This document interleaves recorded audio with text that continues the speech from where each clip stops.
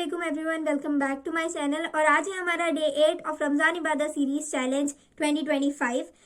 तो पिछली वीडियो में हम लोगों ने छोटी छोटी सुन्नतों में से एक सुन्नत की बात की थी, वो है पानी पीने के बाद की दुआ। हमने उसका तर्जुमा भी जाना था और पूरी दुआ भी हमने जानी थी। और मैंने आपको एक तरीका भी बताया था कि आप लोग जो है, अगर आपको दुआ याद नहीं रहती हैं तो आप छोटे छोटे कार्ड्स के फॉर्म में उन दुआओं को अपनी घर की वॉल्स पे जो है पेस्ट कर सकते हैं, जिसकी वजह से आपको जो दुआ है वो पढ़ने में ज़्यादा प्रॉब्लम नहीं होगी। और जैसे ही अगर आप पाबंदी से रोज़ दुआ को पढ़ेंगे तो आपको जो दुआ है वो याद हो जाएगी इंशाल्लाह। तो आज की वीडियो में हम लोग जो है जानेंगे सूरह यासीन की फजीलत को। पहले भी मैंने आपको बताया है कि अगर हम सूरह इखलास को यानी कि सूरह कुल हुवल्लाहु अहद को 3 मरतबा पढ़ते हैं तो हमें एक कुरान शरीफ पढ़ने जितना सवाब मिलता है।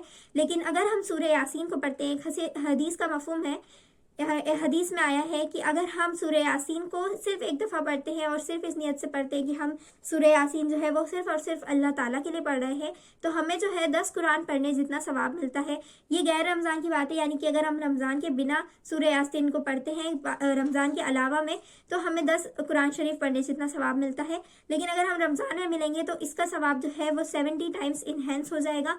तो आप अप्रॉक्सीमेटली सोच सकते हैं कि हमें 7000 या 70,000 जो है कुरान शरीफ पढ़ने जितना सवाब मिलेगा। दूसरी रिवायतों में आया है कि जो इंसान सुबह के वक्त यानी कि दिन शुरू होने के वक्त सूरह यासीन को पढ़ता है, वो भी सिर्फ और सिर्फ अल्लाह ताला के लिए, तो उस दिन की पूरी जितनी भी उसकी हाजतें होती हैं यानी कि जितनी भी ज़रूरतें होती हैं वो सारी पूरी कर दी जाती हैं।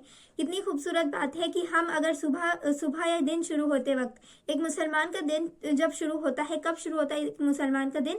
सुबह की फजर की नमाज से या तहज्जुद की नमाज से उस इंसान का दिन जो है वो शुरू हो जाता है। तो या तो आप फजर में पढ़ लें या फिर तहज्जुद के बाद जब फजर होने का टाइम होता रहता है तब आप सूरह यासीन को पढ़ लें। हमें 5 से 10 मिनट भी नहीं लगते हैं सूरह यासीन पढ़ने में। छोटी सी सूरह है और बहुत ही इजी वर्सेस हैं कि आप इसे याद भी कर सकते हैं।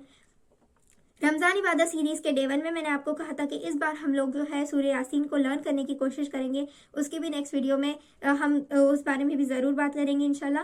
तो हम लोग बात कर रहे थे कि सूरह यासीन को अगर कोई इंसान सुबह के वक्त यानी कि दिन शुरू होते वक्त पढ़ता है तो उसकी उस दिन की पूरी हाजतें पूरी कर दी जाती हैं, यानी कि सारी ज़रूरतें पूरी कर दी जाती हैं।